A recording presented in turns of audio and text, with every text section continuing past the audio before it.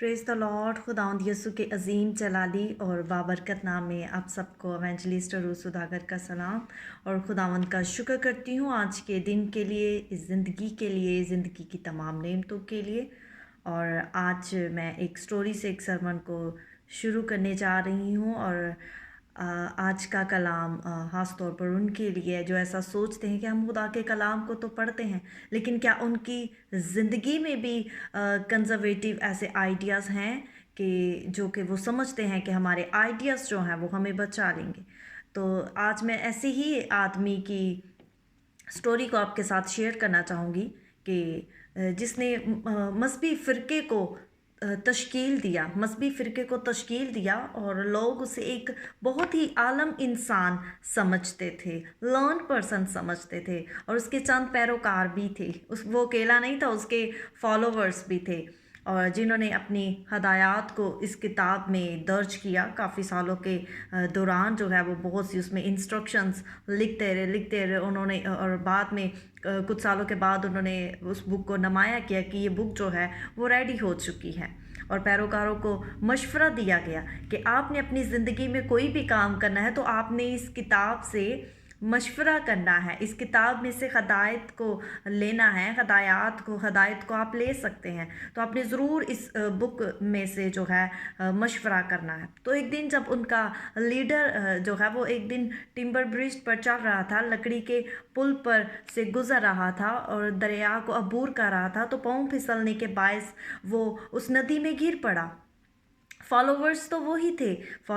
थे, लेकिन उनमें से किसी को भी मालूम ना था कि इस सिचुएशन में, इन हालात में हमने क्या करना है, क्योंकि वो तो सब के सब जो है वो उस किताब पर इन्हिसार थे, उस पे इंडिपेंड थे, उस किताब पे उस पे जो इंस्ट्रक्शन लिखी थी, तो उन्होंने उस किताब से जो है मशवरा करना चाहा। लेकिन उनका लीडर जो था वो पुकार रहा था कि बचाओ बचाओ, हेल्प हेल्प, मेरी मदद करो, मैं तैर नहीं सकता। तो फॉलोवर्स ने क्या कहा? फॉलोवर्स ने कहा कि मास्टर प्लीज़ इंतज़ार कीजिए, डूबिए मत, हम आपको बचाने के लिए जो है वो हदायत देख रहे हैं, आप प्लीज़ हमारा इंतज़ार कीजिए। तो वो जब इस किताब में से उस हदायत को तलाश कर रहे थे तो वो ऐसा सोच रहे थे कि ऐसी हदायत कहीं नहीं लिखी कि जब कोई पुल से गिर जाए तो उसको बचाने के लिए क्या करना चाहिए। तो वो इस हदायत को तलाश करने के लिए सफ़ात को पलटते जा रहे थे, पेजेस को पलटते जा रहे थे, तो उनका लीडर जो है वो पानी में से गायब हो गया। गायब गायब हो गया क्योंकि वो डूब चुका था और उन्हें दिखाई नहीं दे रहा था, लेकिन उन्हें इंस्ट्रक्शन ना मिली। हम इस कहानी से क्या सीखते हैं? जब हम मत्ती उसका मैथ्यूज़ का 15 चैप्टर, उसकी 15 चैप्टर को जब हम पढ़ते हैं तो वहाँ पर वो क्या कहते हैं, ये 15 चैप्टर की हेडिंग जो है लिखा है बुज़ुर्गों की रवायत। जब हम 15 चैप्टर को पढ़ते हैं तो फरीसी और फ़की यीशु को क्या कहते हैं, जीसस को कहते हैं कि तेरे शागिर्द जो हैं वो बुज़ुर्गों की रवायत को क्यों टाल देते हैं। तो खुदावंद यीशु ने बताते हैं कि बस तुमने अपनी रवायत से खुदा के कलाम को जो है वो बातिल कर दिया है। और खुदा यीशु ने उन्हें कहा कि यसायाह ने तुम्हारे हक में क्या ही खूब नबूवत की है कि ये उम्मत ज़ुबान से तो मेरी इज़्ज़त करती है, मगर इनके दिल जो है इनका दिल मुझसे दूर है और ये बेफ़ायदा मेरी प्रस्तिश करते हैं, क्योंकि इंसानी अहकाम की तालीम देते हैं। और बाद में जब हम 13 और 14 वर्स में पढ़ते हैं तो जीसस उन्हें क्या कहते हैं, उसने जवाब में कहा, जो पौधा मेरे आसमानी बाप ने नहीं लगाया जड़ से उखाड़ा जाएगा, उन्हें छोड़ दो, वो अंधे राह बताने वाले हैं, और अगर अंधे को अंधा राह बताएगा तो दोनों गड्ढे में ही गिरेंगे। अब इनका लीडर तो गड्ढे में गिरा, इनके फॉलोवर्स भी जो हैं वो गड्ढे में ही गिरने वाले हैं। और ऐसे लोग जो कंजर्वेटिव आइडिया को अपने ज़िंदगी में लिए बैठे हैं और यीशु को और उसके कलाम को अपनी ज़िंदगी में उत्तम दर्जा नहीं देते, तो वो गड्ढे में ही गिरेंगे, क्योंकि खुदा का कलाम जो है वो हमें जीने का सलीका बताता है। हम ज़िंदगी की जिस भी मोड़ में, खुशी में है, दुख में, सुख में, मुसीबत में, परेशानी में, जिससे भी हालात हैं, खुदा का कलाम हमें इत्मीनान देता है।